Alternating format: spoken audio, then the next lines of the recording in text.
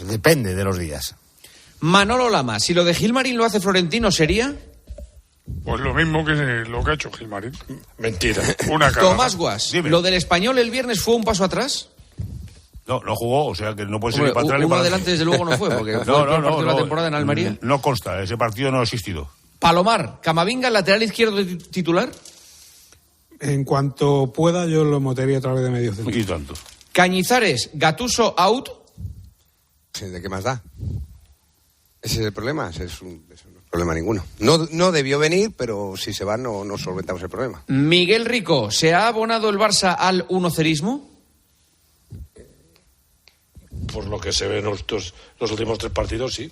Albelda, del 1 al 10, ¿cuánto de real es el descenso?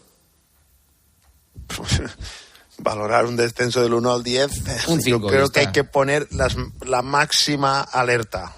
Vale, máxima alerta. Por tanto, mínimo un 9. Emilio, ¿podríamos decir que Xavi puede ganar su primera liga al más puro estilo cholista? Por supuesto, la está ganando.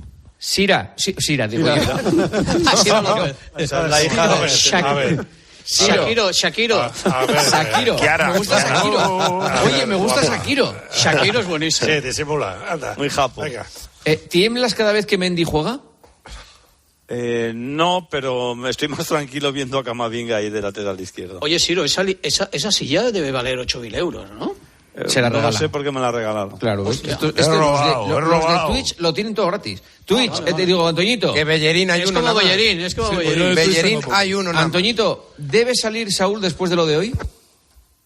No, Saúl es de la casa y se quedará siempre que quiera. Vale. Paco, director, ¿te ha gustado el tertulión? Mucho, de verdad, de los días menos guirigay. Sí, y además que se han tocado muchos temas. Lo estaba diciendo yo aquí a Palomar. ¿Se han tocado? Es magnífico. Muy bien, muy bien. Gracias, compañeros. Un abrazo. Vale, hasta luego. Señoras, señores, hasta aquí tiempo de juego. Mañana 11:30 les esperamos en el partidazo. Hay fútbol, a las 9 tenemos el Villarreal Rayo Vallecano. Disfruten de la radio. Gracias por escucharnos. Ahora llega Arjona. Un saludo, adiós. Juanma Castaño. Tiempo de juego. COPE. Estar informado.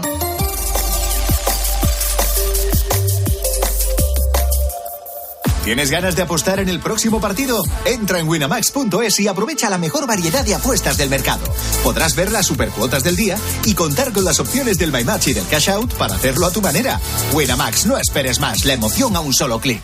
Winamax, las mejores cuotas. Juega con responsabilidad, solo para mayores de 18 años.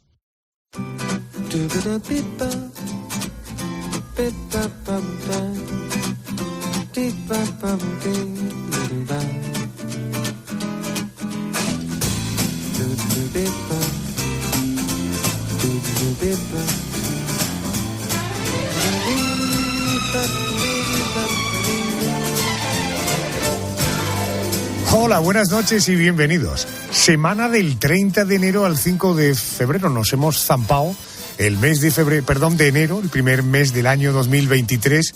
Bueno, nosotros esta noche lo que realmente pretendemos es que este programa te resulte entretenido, que pases una buena noche con nosotros y como siempre tengo el placer de saludar a los auténticos superhéroes del programa. Es Javier Campos, el Supermanitas, el realizador del programa. Tenemos de todo, tenemos incluso a la mensajera del programa, querida Yolanda Guirado. Buenas noches. Buenas noches, Adolfo. Yolanda, yo decía, nos hemos zampado ya el mes de enero del año 2023. ¿Cuántos días quedan para que acabe el año? Pues mira, hoy he echado las cuentas de otra forma, Adolfo. Faltan 11 meses y un día para que termine el año. O bueno, lo que es lo mismo, 335 días. Y a propósito... ¿Le has dedicado mucho tiempo a eso? No. Hombre, yo le dedico el tiempo que hay que dedicarle, Adolfo. 11 meses y tal, qué barbaridad. ¿Te has dado cuenta, Eli? Qué alarde de laboriosidad, es increíble, ¿verdad? Bueno, entonces me decías que además tienes alguna cosa más que contarnos. Sí, también quiero contar a los oyentes qué es lo que tienen que hacer para contactar con nosotros. Pueden mandarnos un email a lanochearjona@cope.es. También pueden mandarnos un mensaje a través de las redes sociales. En Twitter somos La Noche Arjona y en Facebook La Noche de Adolfo Arjona. Aquellos que lo deseen también pueden mandarnos una nota de voz por WhatsApp. El número de teléfono, tomen nota, es el 650-564-504. Para nosotros es muy relevante recibir tus comunicaciones. Es muy importante. La dama oscura del programa, Mónica García. Buenas noches. Hola, Adolfo, y tan oscura. Hoy te voy a abrir el expediente de Charles Starkweather, un joven de 20 años que fue ajusticiado en Estados Unidos en la silla eléctrica después de haber matado, entre otros, a su suegro. Se hacía acompañar en sus crímenes de su novia, de solo 14 años. Hablaremos de ese interesante expediente. El especial de esta noche a partir de las 2, 1 en Canarias. Carmen Cerván, buenas noches. Hola, Adolfo, buenas noches. A partir de las 2, como dices, vamos a abrir las puertas de casas encantadas, casas en las que, según cuentan las leyendas, vagan fantasmas, ocurren cosas que no nos gustaría que sucedieran en la casa de ninguno de nosotros. Así que una noche de miedo la que tenemos hoy por delante. Viajaremos, por ejemplo, desde un pueblecito de la provincia de Málaga hasta la mismísima Casa Blanca. Todo esto a partir de las 2, la 1 en Canarias. Dicen que nosotros no elegimos las casas donde vivimos, sino que son ellas las que nos eligen a nosotros. ¿Quién sabe por qué motivo el piso o la casa desde donde nos escuchas? ¿Tú conoces el motivo de por qué te eligió a ti? Noche complicada la de hoy. Atentos a los que estéis solos, que os vais a pasar un rato macanudo. El dati de cuestión del programa es Pedro González. Querido Pedro, buenas noches. Buenas noches. Ya no estoy, más que nada sin palabras. Estoy que no vivo ya en mi casa a partir de ahora. Después de las 3, después del especial de 2 a 3, ¿sí? Por tanto, después del boletín de las 3, 2 en Canarias, correcto. El porqué de las cosas. El porqué de las cosas. Le he pedido a la momia de Tutankamón que me haga un jeroglífico de los motivos que vamos a abordar a partir de esa hora. Y me ha dicho, te vamos a contar que va a venir un tornado acompañado de un tsunami que te van a taponar los oídos a ti y a todos los gatos del mundo, vean o no vean de noche. Madre mía. ¡Qué lío! Esta noche, además, nos acompaña un escritor muy querido por la audiencia de COPE. Correcto, y de eso va a hablarnos precisamente de Tutankamón, por eso le he pedido referencias a esta momia. Javier Sierra estará con nosotros esta noche. Dicho esto, audios, correos, en fin, ¿qué nos dicen los oyentes? Pues en WhatsApp nos han escrito, dice, hola equipo, enhorabuena por el programa, es súper interesante.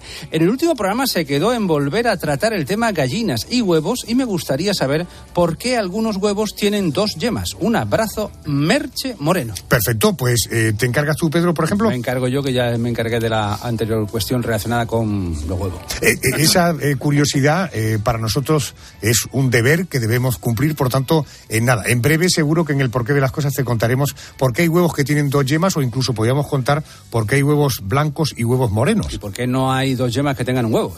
Correcto, y a ver si aclaramos lo de los huevos que ponían los gallos, de lo que hablamos en semanas anteriores, ¿no? Bueno, más cosas. Hay un oyente que se alegra mucho de que la semana pasada tratáramos un tema relacionado con su familia, dice, escucha. Señor Arjona, mi nombre es Pierre Dupont, vivo en Tarragona y usted ha hablado de mi familia en el programa que me parece mucho bueno. Yo creo que usted algún día me debería mandar un WhatsApp de audio para decirme si fue un ladrillo, una teja o un adoquín donde se dio. Porque sin duda alguna, dado los WhatsApp que me envía, debe haber alguna historia detrás de todo esto. El Memorias del programa es Andrés García. Querido Andrés, buenas noches. ¿Qué tal, Arjona? Muy buenas. ¿Cómo estás? Vamos a hacer un ejercicio de memoria. Nos vamos a ir justo un año atrás. ¿Qué de cosas pasaban? Esta semana, el 2 de febrero, ¿quién cumplía años? Shakira. ¿Quién cumplía años? Piqué. Pero lo cumplen el mismo día. Los dos, el 2 de febrero. Y él es 10 años mayor que ella, ¿no? Exactamente. ¿Ah? Menor.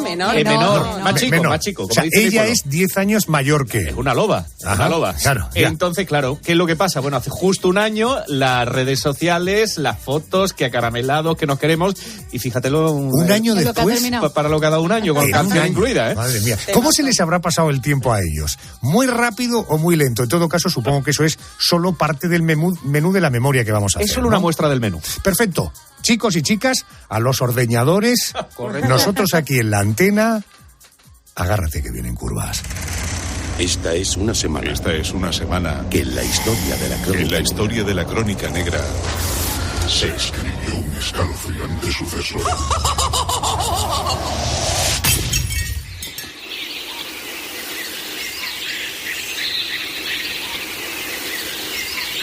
Era el 29 de enero de 1958. Ya caía la tarde cuando Charles Starkweather llegó a la casa de sus suegros.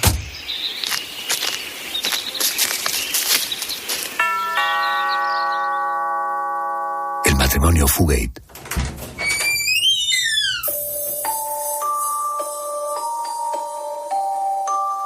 había había quedado en ir a cazar con Marion, el cabeza de familia, por lo que nadie se extrañó al verlo llegar con un rifle en las manos. En la vivienda se encontraba el propio Marion, su esposa Belda y su hija pequeña Betty. La situación comenzó a tensarse cuando Belda acusó a Charles, equivocadamente, de haber dejado embarazada a su hija Caril. Marion, defendiendo a su esposa, se enfrentó al joven. Él levantó el rifle, apuntó a la cabeza de su suegro y disparó.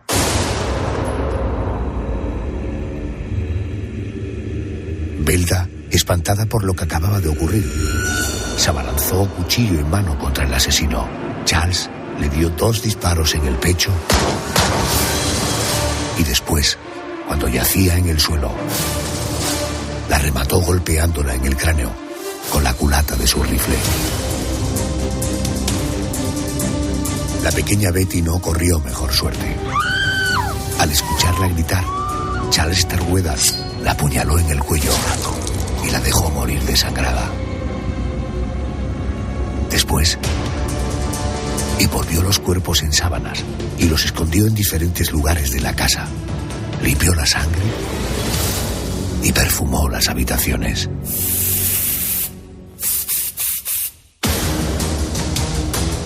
Aquella fue la segunda masacre protagonizada por el joven Charles. Antes había matado a un hombre y más adelante mataría a otras 7 personas. Lo haría durante un periplo por carretera que lo convirtió en uno de los asesinos más sádicos de Estados Unidos. Moriría ajusticiado poco después en la silla eléctrica.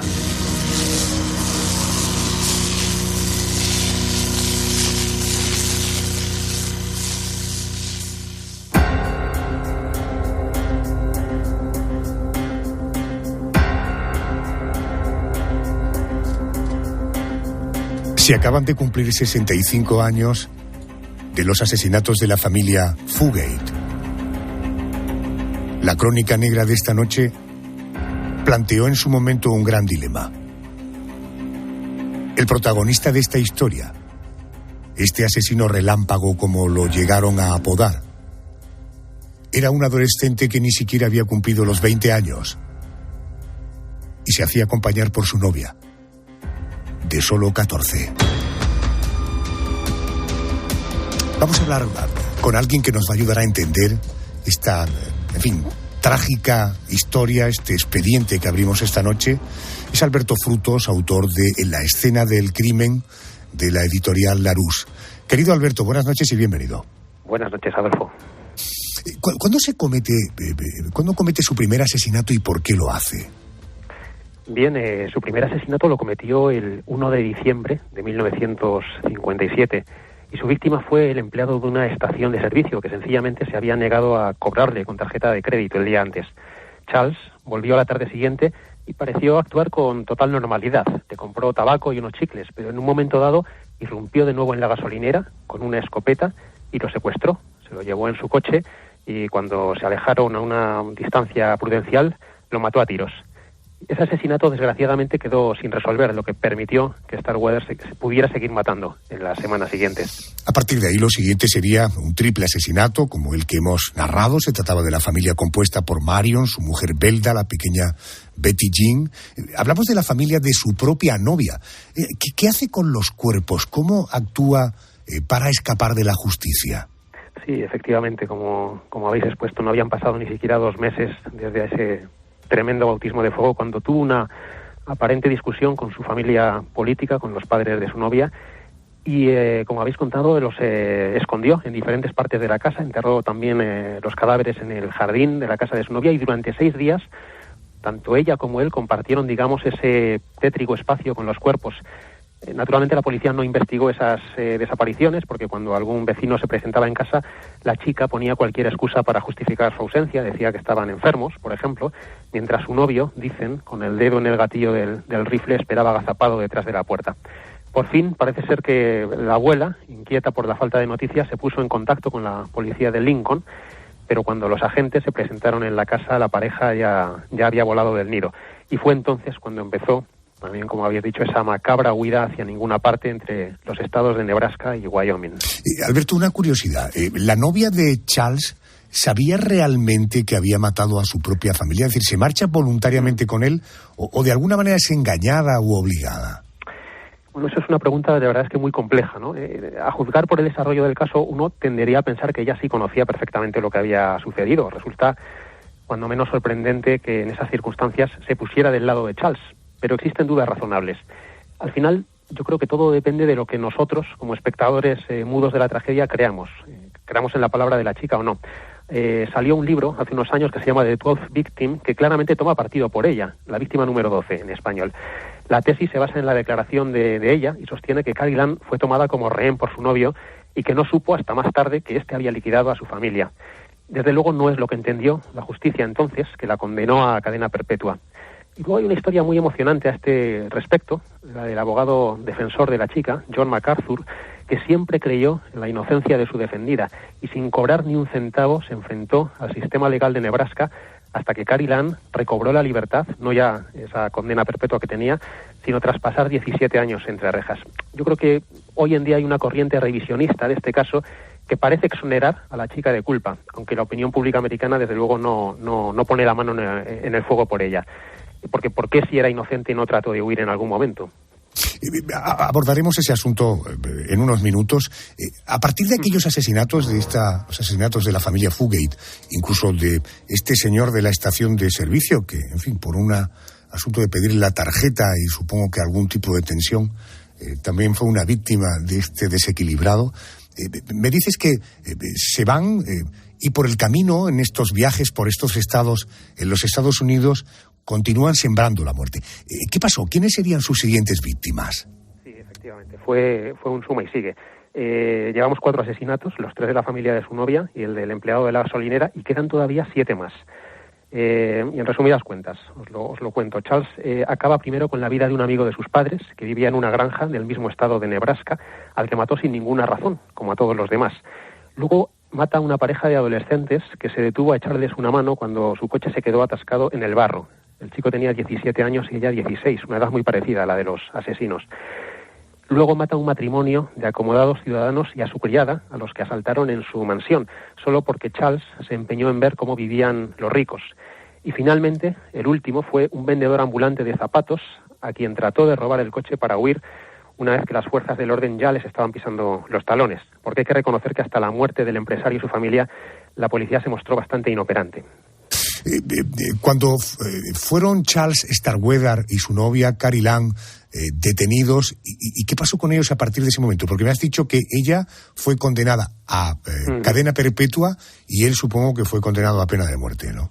Sí, efectivamente. Y todo se desencadena a raíz del último asesinato, el del vendedor ambulante, se llamaba Merle Collison, a quien Charles mató en su propio vehículo. El criminal entonces no fue capaz de poner en marcha el coche y un motorista trató de ayudarle, pero cuando se dio cuenta de lo que estaba viendo, de la escena que estaba contemplando, se enfrentó al asesino y lo desarmó. En ese momento llegó a la zona un ayudante del sheriff y Carrie salió corriendo hacia él e identificó al asesino a gritos, mientras pedía protección porque la iba a matar. Esa es la pregunta que nos seguimos haciendo. Si fue un teatro, porque se vio perdida, puede ser. Lo cierto es que Charles emprendió ya en solitario una última huida en coche, pero no tardó en entregarse, seguro de que estaba malherido, ¿no? Porque el sheriff le había disparado desde lo lejos. En total, 11 personas, 11 inocentes, entre 2, la pequeña la pequeña hermana de su novia, entre 2 y 70 años de edad, fríamente ejecutadas en el curso de menos de 2 meses, la mayoría a tiros, alguno también acuchillado.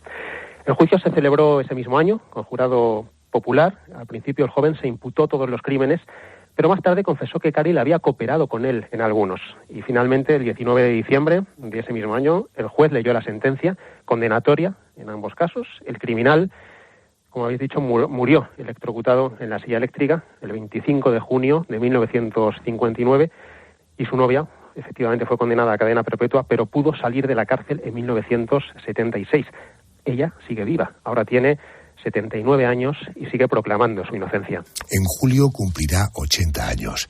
Alberto Frutos, autor de En la escena del crimen, recuerda, de la editorial Larousse, hoy nos ha ayudado a entender un poco más, a abrir este expediente de la Crónica Negra.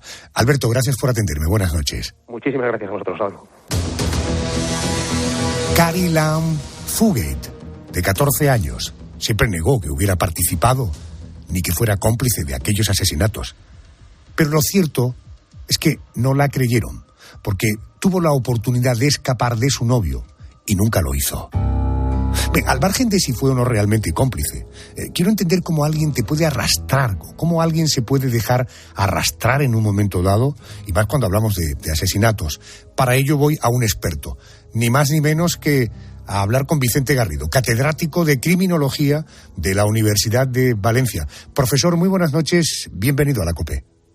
Hola, muy buenas noches, muchas gracias. Profesor, ayúdenos a entender cómo hay ocasiones en las que una persona se deja arrastrar y se convierte en cómplice de asesinato. Lo primero sería, ¿cualquiera de nosotros podría dejarse arrastrar o estamos hablando de una personalidad muy concreta? No, realmente no es algo que cualquiera pueda hacer, ¿verdad? En este caso que estáis comentando, pues es una chica muy joven, creo recordar, que tendría, no sé si 14, no llegaba a los 14 años, correcto. 14 años.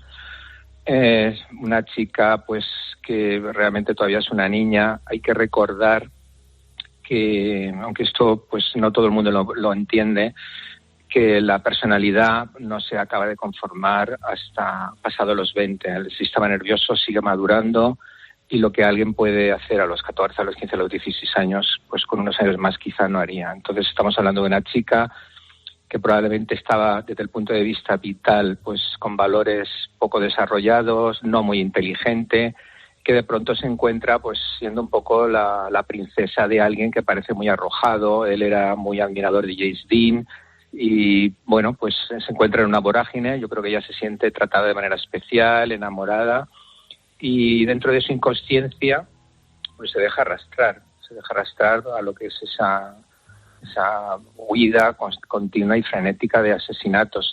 Pero qué duda cabe que no todo el mundo puede hacer esto. Tiene que ser pues una chica pues poco formada, que da prioridad a los sentimientos amorosos por encima de cualquier otra cosa, que se cree que está viviendo una aventura, que cree que la persona que lleva todo esto adelante pues es alguien especial. Y mi interpretación del caso es que yo creo que ella al final se da cuenta que ha sido ya todo demasiado, y yo creo que al final ella grita porque quiere sobrevivir. Se da cuenta que esto es una completa locura y aunque ella pues yo creo que ha participado en los crímenes, al final pues intenta una maniobra final desesperada, ¿verdad? Vicente, por tanto, deduzco por lo que me está diciendo que esta chica con 14 años, a pesar de la contundencia, mata a su familia, a su hermana, sus padres, luego los asesinatos que comparten. ¿Podríamos hablar de que hacía como una lectura distorsionada de la realidad? Bueno, claro, aquí está el tema que ha comentado muy bien tu compañero, ¿verdad?, sobre en qué medida ella conocía o no que efectivamente su familia había muerto. Yo tiendo a pensar que en un primer momento ella no lo sabe. Yo creo que ella se lo dice luego y que a partir de ahí pues podemos pensar que efectivamente se trata de una chica que no tiene un desarrollo normal de lo que sería pues el instinto de familia, ¿verdad? Su desarrollo emocional es muy limitado. Intelectualmente creo que tampoco debe ir muy allá, y entonces puede más la pasión, la aventura, el hecho de vivir algo especial. Supongo que en su vida tampoco habrían aparecido muchas cosas importantes. Entiendo. Y a partir de ahí, pues entonces se deja llevar por esa vorágine, ¿verdad? Pero es muy importante la personalidad de quien lo hace. Hay gente que tiene una capacidad de arrojo y de, si te enamoras de él y de... Perdóneme, sobre eso le quiero preguntar. Ahora hemos hablado de ella, la persona embaucada. Hablemos ahora de la persona que embauca.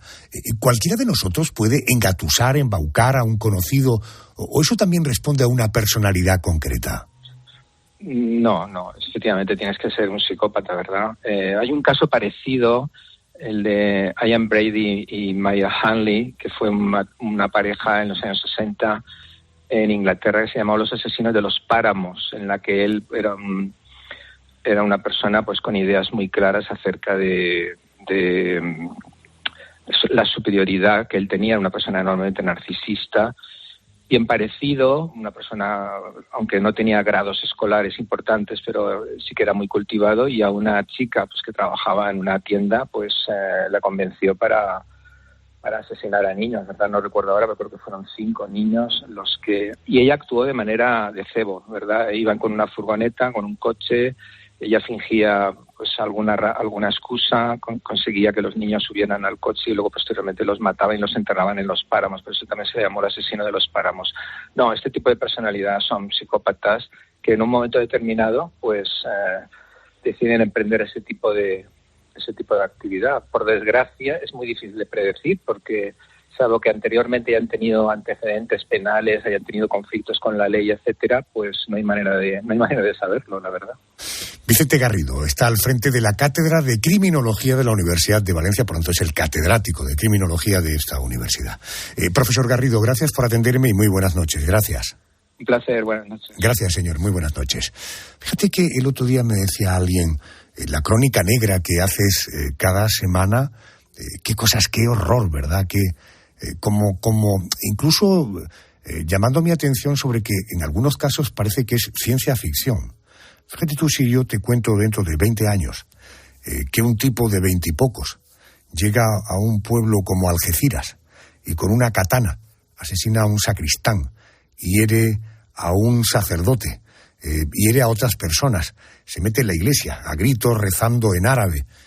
Probablemente en ese momento, si yo lo hiciera y contara esa crónica negra, seguramente me volvería a encontrar con alguien que me diría, a veces estas cosas que cuentas parece que son ciencia ficción, pero fíjate lo que hemos vivido esta semana pasada, ¿no? Bueno, escucha esto. Esta canción se titula Nebraska. La interpreta Bruce Springsteen, es del año 82. Es una narrativa en primera persona basada precisamente en el caso de Starkweather, del expediente de la crónica negra de esta noche. Si tienes alguna aplicación que te traduzca la letra, esta historia que yo te lo he contado, te la cuenta Springsteen con música. Y con esta canción me voy al boleto de las 2:01 en Canarias. Ojo, el especial de esta noche. Si andas solo o sola, ponte el cinturón de seguridad. I saw her standing on her front lawn, just a twirling her baton.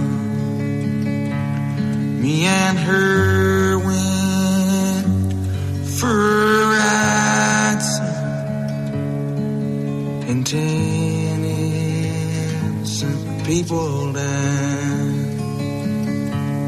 From the town of Lincoln, Nebraska, with a sawed-off 410 on my lap, through the Badlands of Wyoming, I killed everything in my bag.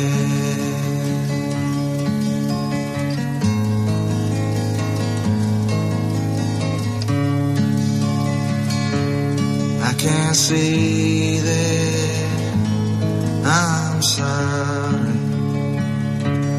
for the things that we've done, at least for a